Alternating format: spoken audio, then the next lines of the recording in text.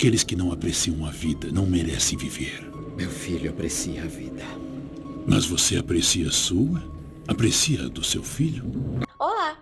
No vídeo de hoje vamos fazer o resumo do filme Jogos Mortais 2, lançado em 2005.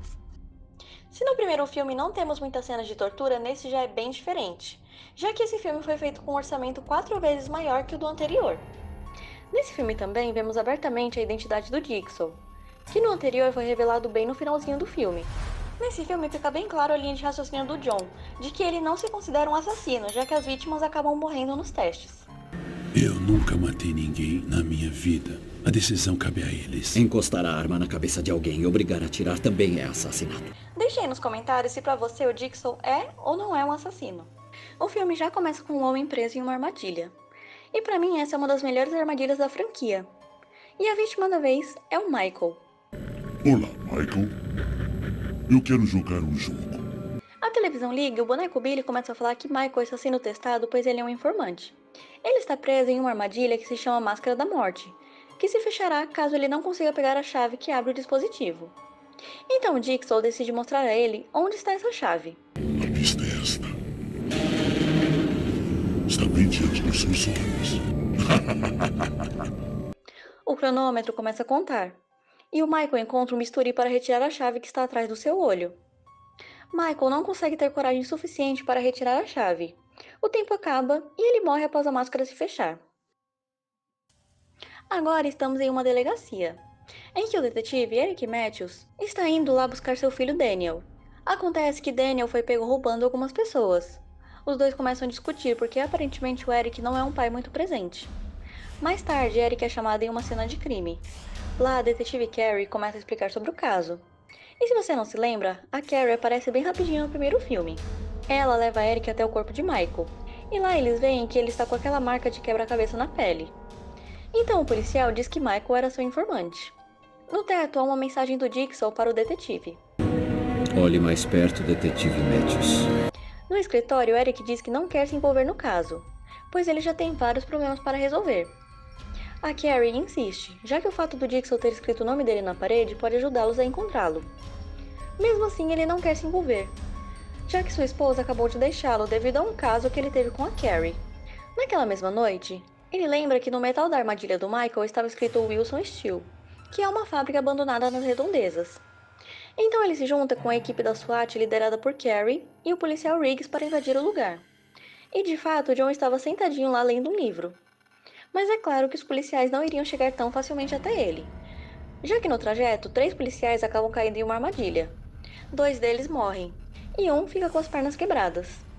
Riggs e sua equipe chegam primeiro até o Jigsaw, que não consegue se levantar pois tem um monte de equipamentos médicos ligados a ele. Ei. Isso é perto bastante? Por mais que Eric queira levar John para a delegacia, ele diz que antes disso Eric tem problemas a resolver em uma sala que tem lá. E esse tal problema são vários monitores que mostram um grupo de pessoas presas em uma casa. E no meio desse grupo está o Daniel. Após ser confrontado, Jigsaw conta que Daniel tem 2 horas para se livrar do veneno em seu corpo. Caso contrário, ele morrerá. E olha só o sorriso de quem está no controle da situação. Jigsaw diz que Daniel está em um lugar seguro. É ele que liga para o filho, mas ele só escuta uma mensagem deixada por Jigsaw. Você ligou para o Daniel, ele não está no momento. E o filme vai ficar intercalando entre essa cena do Eric com o Jigsaw e esse grupo que está preso na casa. E agora é hora de conhecermos o grupo que está sendo testado. Aqui temos 7 pessoas e o Daniel, que acordam presas em uma casa abandonada. Quem também aparece em um teste pela segunda vez é Amanda Young, que acorda transtornada por estar sendo testada novamente. Ela começa a vasculhar o lugar e encontra um toca-fitas que tem uma mensagem para o grupo. Saudações. Sejam bem-vindos. Imagino que estejam todos se perguntando onde estão. As regras do jogo são as seguintes. A casa se abrirá em 3 horas, porém eles estão respirando um gás que irá matá-los em 2 horas. E as seringas com os antídotos estão espalhadas pela casa.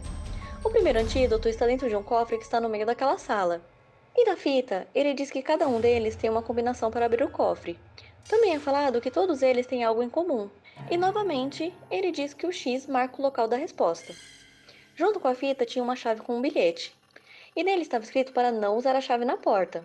Só que Gus acha uma boa ideia ignorar a mensagem e ir lá tentar abrir a porta com a chave. E com isso ele acaba levando um tiro e morre. De volta à sala do Jigsaw, Riggs pede para que ele chame uma equipe para rastrear de onde estão vindo as filmagens.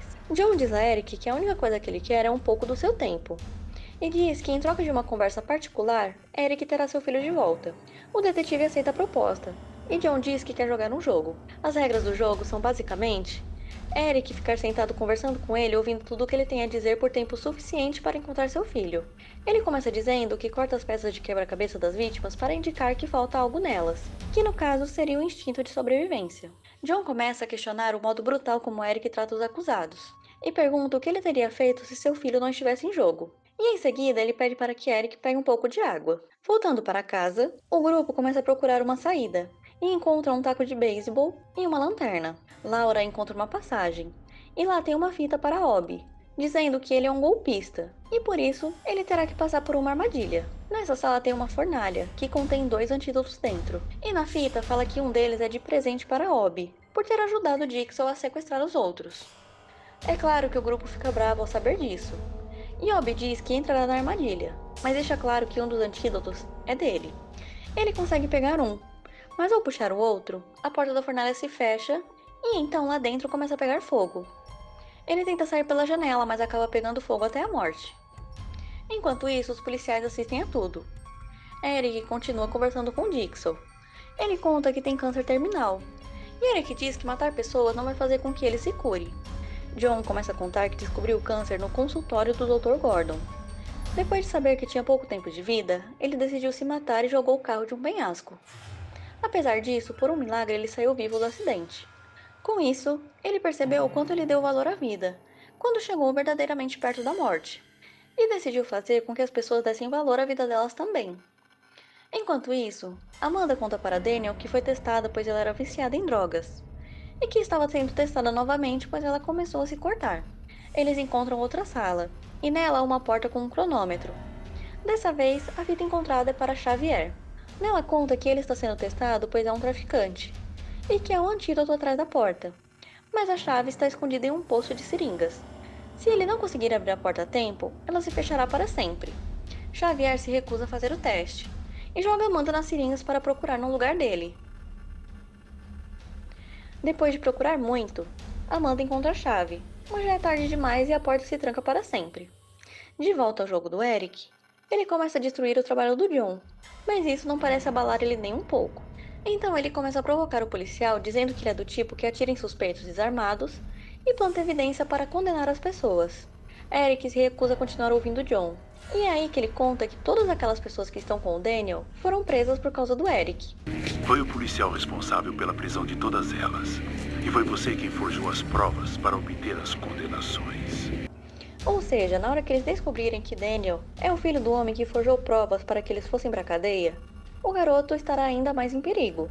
E falando neles, boa parte do grupo começa a se sentir mal por conta do gás, e eles começam a perceber que o tempo deles está acabando. Xavier encontra um número tatuado na nuca de Gus, e se lembra da pista na primeira fita. Todos vocês têm a combinação do cofre. Pensem bem. Os números estão no fundo de suas mentes. Jonas aparece, e Xavier vê uma chance de conseguir o antídoto do cofre. E então eles começam a brigar, e Xavier consegue matar Jonas com o taco de beisebol. Daniel e as outras mulheres estão caminhando pelos corredores até que Laura aponta para o porta-retrato quebrado em formato de X. E logo depois ela começa a se debater, sendo a primeira a morrer por conta do gás. Atrás do quadro tem uma foto de Eric e Daniel, e nela está escrito pai e filho. Addison fica irritada e decide seguir sozinha pela casa. Amanda descobre que Xavier matou Jonas, e ela e Daniel começam a tentar fugir dele. E isso tudo está sendo assistido pelos policiais. E após perceber que o filho está em perigo, encorajado pelo policial Riggs, Eric abandona a abordagem amigável e começa a bater em John, e inclusive quebra um dos dedos dele, para fazer com que ele fale onde é a casa. Na casa, Addison encontra uma fita que ela ignora. E nessa mesma sala tem uma seringa.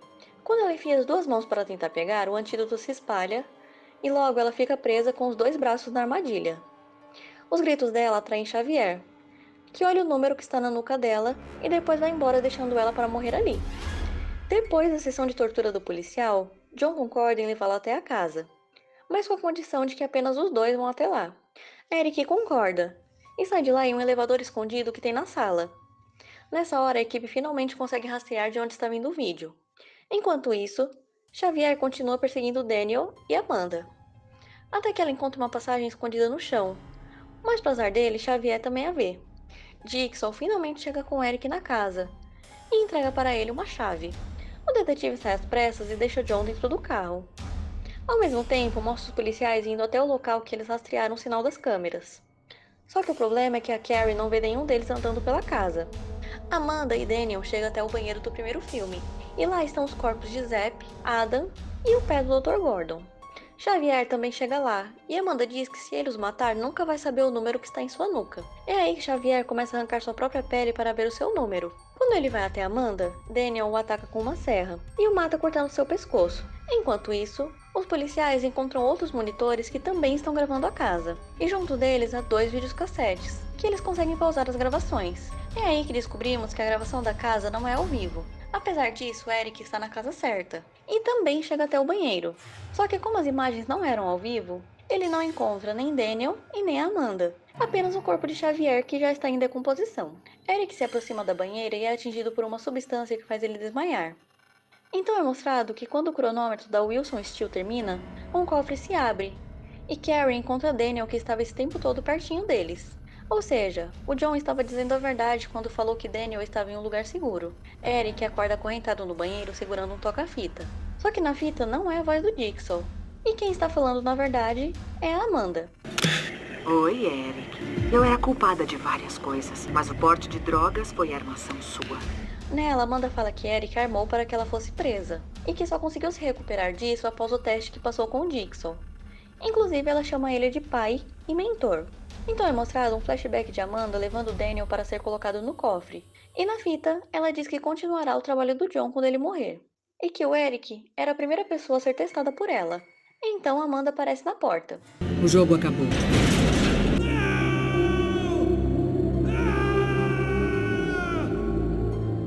E assim termina o filme Jogos Mortais 2. Se você gostou do vídeo, não se esqueça de se inscrever aqui no canal e de deixar o seu gostei. Até o próximo vídeo!